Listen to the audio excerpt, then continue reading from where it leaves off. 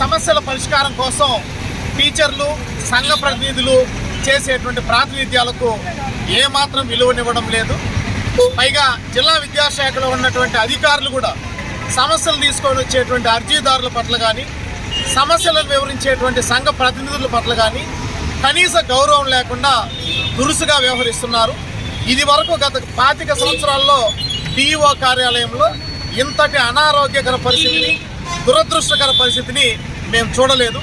ముఖ్యంగా చిన్న చిన్న సమస్యలు, ఎవరైనా పదోన్నతి రావాలని కోరుకుంటారు, పదోన్నతి వద్దు అని కోరుకుంటున్నారు అంటే వారు వ్యక్తిగతంగా కానీ ఆరోగ్యపరంగా కానీ ఎంత తీవ్రమైన ఇబ్బందుల్లో ఉన్నారో మనం అర్థం చేసుకోవచ్చు. గత సంవత్సర కాలంగా ఒక 15 మంది టీచర్లు తమ పొందినటువంటి పదోన్నతి వద్దు అని తమ కుటుంబ సభ్యుల అనారోగ్యము, తమ వ్యక్తిగత అనారోగ్యము, తీవ్రమైనటువంటి వ్యక్తిగత సమస్యల దృష్ట్యా రివర్షన్ కోసం దరఖాస్తు చేసుకున్నారు. గతంలో ఉన్నటువంటి డిఈఓలు అటువంటి సమస్యను 2-3 రోజుల్లో పరిష్కారం చేసేవాళ్ళు. కానీ ఇప్పుడు డిఓ కార్యాలయంలో ఏడాదిన్నరగా సంబంధిత టీచర్లు కాళ్ళరిగేలా తిరుగుతుంటే కూడా వాళ్ళ ప్రయత్నాలు ఫలించడం లేదు.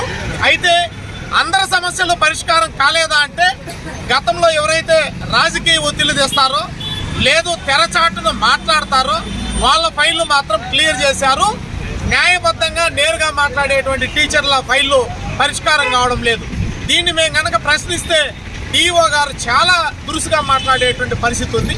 జిల్లా విద్యాశాఖకు అధిపతిగా ఉన్నటువంటి డిఓ గారే ఉపాధ్యాయుల పట్ల కానీ సంఘ ప్రతినిధుల పట్ల కానీ అనుచితంగా వ్యవహరిస్తే మేము ఎవరికి చెప్పుకోవాలని చెప్పేసి మేము ప్రశ్నిస్తున్నాం.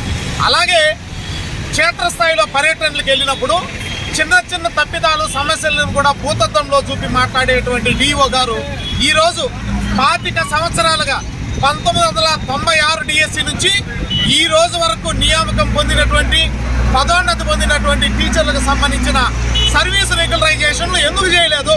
అది మీ డ్యూటీ కాదా? మీ డ్యూటీ మీరు నిర్వహించలేనప్పుడు ఆ పోస్టులో ఎందుకు ఉన్నారని చెప్పేసి కూడా మేము ప్రశ్నిస్తున్నాం. అలాగే ఈరోజు జిల్లా వ్యాప్తంగా పర్యటనలకు వెళ్ళినప్పుడు ఎన్నో ప్రశ్నలు వేస్తున్నారు.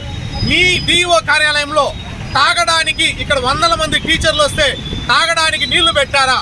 కనీసం హెడ్ మాస్టర్లు ఎంఈఓల సమావేశాలు జరిగితే వాడుకోవడానికి మరుగుదొడ్లైనా ఉన్నాయా?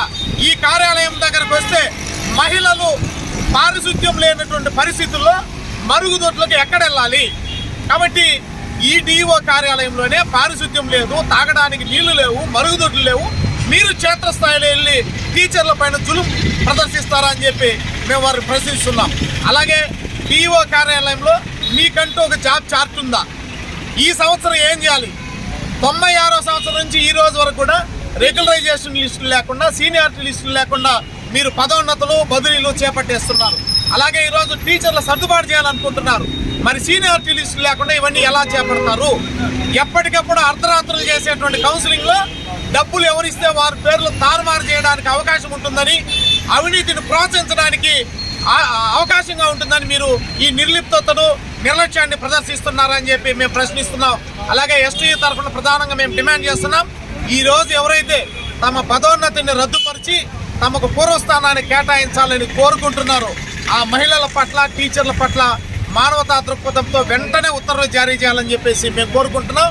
దీన్ని కావాలనే కలెక్టర్ గారు దీంట్లో జోక్యం చేసుకోకపోయినా కలెక్టర్ గారి పేరు చెప్పి జాప్యం చేస్తున్నారు.